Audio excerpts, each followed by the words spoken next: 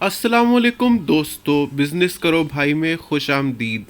आज आपको एक बहुत ज़बरदस्त और मुनफरिद बिज़नेस आइडिया देने लगा हूँ, जिसका ख्याल अभी तक किसी को नहीं आया। जिस प्रोडक्ट के बारे में ये बिज़नेस है उसको कमर्शियल स्केल पर तैयार किया जाता है, लेकिन इनफरादी लेवल पर कोई भी बनाकर ये चीज़ अभी तक बेच नहीं रहा। तो आज मैं आपको बताऊंगा कि क्या कारोबार है, आपको कैसे करना है और आप इससे माहाना कितना पैसा बना सकते हैं।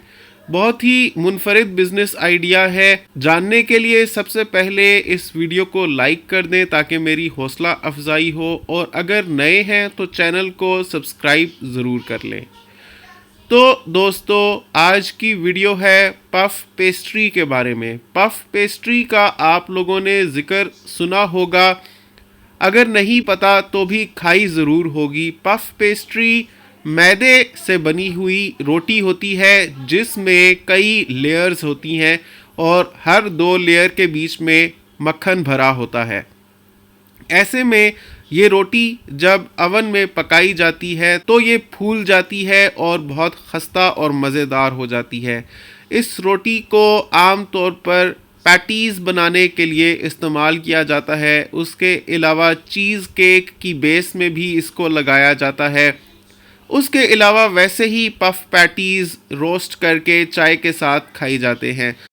पफ पेस्ट्री बनाते हुए लोगों की आम तौर पे जान जाती है, क्योंकि पफ पेस्ट्री बनाना बहुत मुश्किल है।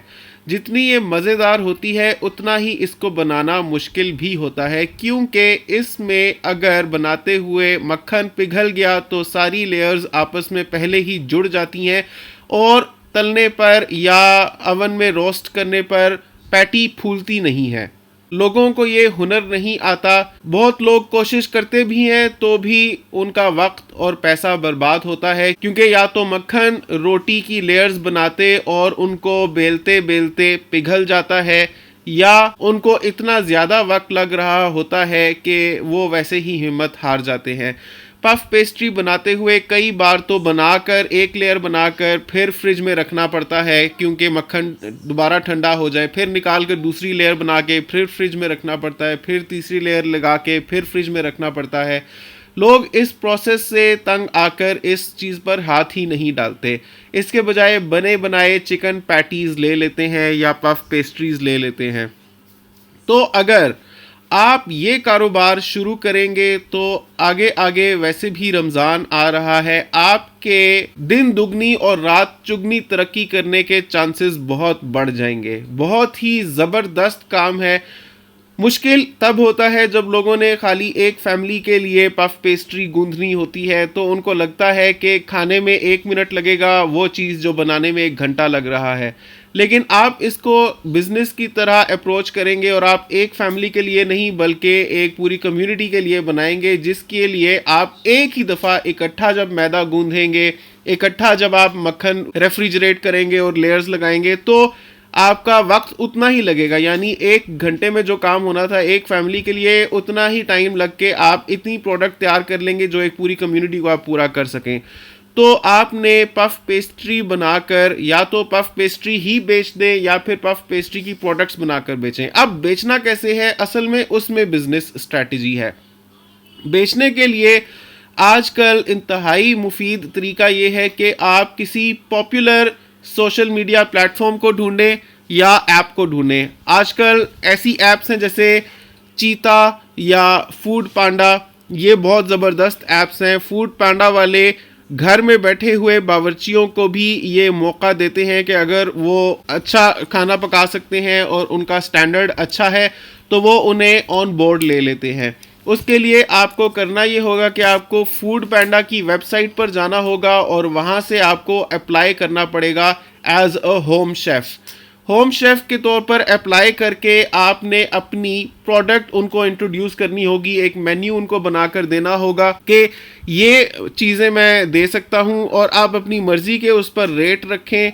चाहें तो आप पफ पेस्ट्री खाली बेचें, चाहें तो आप उसमें कुछ मीठा नमकीन कुछ भी मज़ीद चीज़ें भी अपने मेन्यू में ऐड कर सकते हैं। समझ लें कि घर बैठे आपका एक वर्चुअल ऑनलाइन रेस्टोरेंट खुल जाएगा और आप घर बैठे चीज़ें बेच सकेंगे।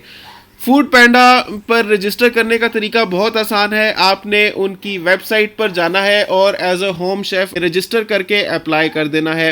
वो आपका किचन इंस्पेक्ट करेंगे, अगर उनके म्यार पर पूरा उतरेगा तो आपसे मेन्यू बनवाकर आपको अपने प्लेटफॉर्म पर लॉन्च कर देंगे। तो जल्दी करें, इस मौके को ना गंवाएं, क्योंकि क्या होता है कि जब एक इलाके से बहुत ज़्यादा होम शेफ्स रजिस्टर कर लेते हैं एक वेबसाइट पर या ऐप पर, तो फिर कंपटीशन बहुत ज़्यादा हो जाता है।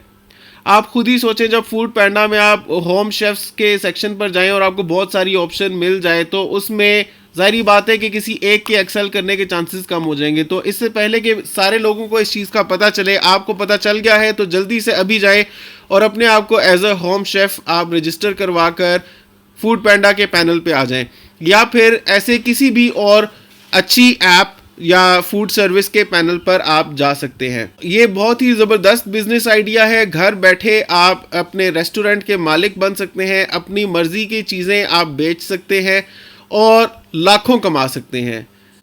अगर आप ये चाहते हैं कि मैं आपको स्टेप बाय स्टेप गाइड करके बाकायदा समझाऊं कि फूड पैंडा पे आपने एज अ होम शेफ कैसे रजिस्टर होना है, कैसे आपने ये फूड पैंडा की मशीन हासिल करनी है जो आप मेरे हाथ में देख रहे हैं, तो उसके लिए आपको नीचे कमेंट करना पड़ेगा। अगर ज़्यादा लोगों ने इसरार किया तभी आपको वो तरीका पूरा का पूरा समझा दूंगा, ऐसे कि बस आपके अप्लाई करने की देर होगी और आप इंशाल्लाह अगर अच्छी प्रोडक्ट बना सकते हैं तो ऑन बोर्ड ले लिए जाएंगे।